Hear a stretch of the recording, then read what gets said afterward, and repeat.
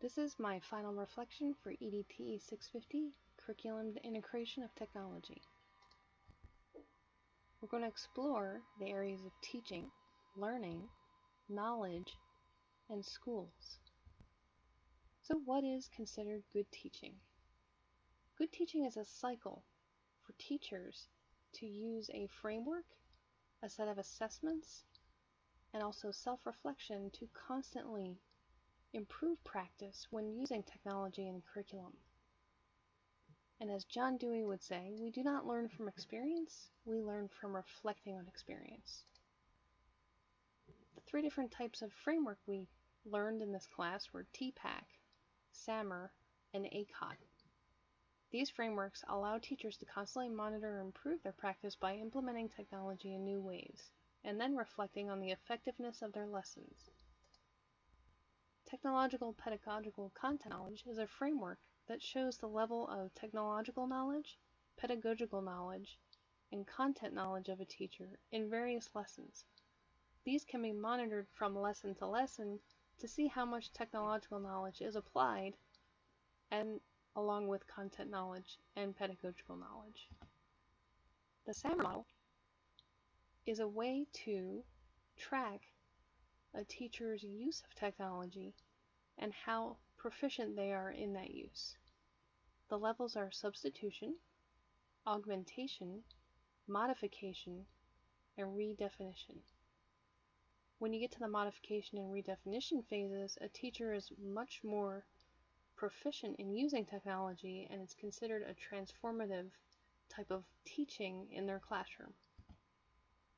The Apple Classrooms of Tomorrow framework tracks a teacher's level of concern or stage of concern as they learn the basics of technology in the entry level all the way up to the invention number 5 level, where teachers are using technology in new ways and are very comfortable with using different types of technology to augment their lessons.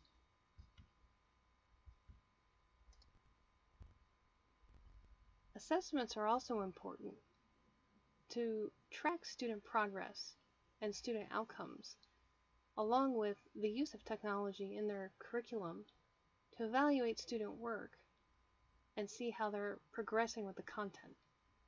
Rubrics, test quizzes, and student reflections are all important ways of tracking student progress. And finally, teachers must improve through reflection.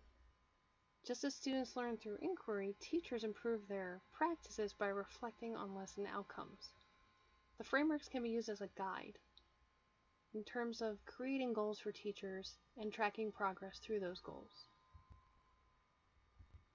So what is considered good learning? Through our readings and discussions, we use the term meaningful learning for students.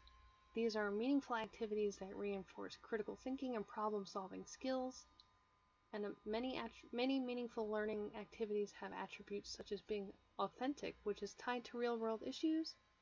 They're constructive, where students are creating and building their own creations. It's active, so students are fully engaged, and they're problem-based, where students think to solve a problem. And as John Dewey would say, we only think when confronted with a problem. So roles of teachers in meaningful learning. This is important because teachers aren't just givers of information. They're facilitators of learning and provide one-on-one feedback and support during the process. Teachers are also structuring problems so that there's more than one way to solve it, which gives students creative ability to figure out something on their own. This also encourages students to learn in what way fits them best. The role of students in meaningful learning is that they're constructing content based on their own findings and understandings. They're providing and receiving feedback from peers and also wider audiences by putting their work online or reaching out to others outside of the school for feedback. They're also using content and tools in authentic situations such as solving real-world problems. And in the same vein, they're also using critical thinking to persevere beyond roadblocks they encounter. Critical thinking and problem-solving skills are essential in today's world. So knowledge and education, I believe these are intertwined. Students seek knowledge for which their motivations lie. It's called intrinsic motivation. Once tapped into intrinsic motivation, students want to learn something. They're motivated and they're engaged. This will start the inquiry process and keep them engaged for the lesson. The experience each student receives from practicing a skill or technique in the content will become embedded in their memories, which further invests their interests. Furthermore, when they're collaborating with their peers, either providing feedback or working together, they can also be teaching each other, which also shows a form of mastery. So not only are students receiving learning, but they're also educators as well, helping their peers, providing feedback, bouncing ideas off of each other, and learning through collaboration.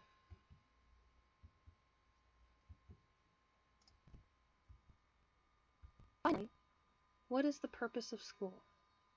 A school is an entity, and in my belief, it allows a student to acquire knowledge and provides opportunities to master it through practice.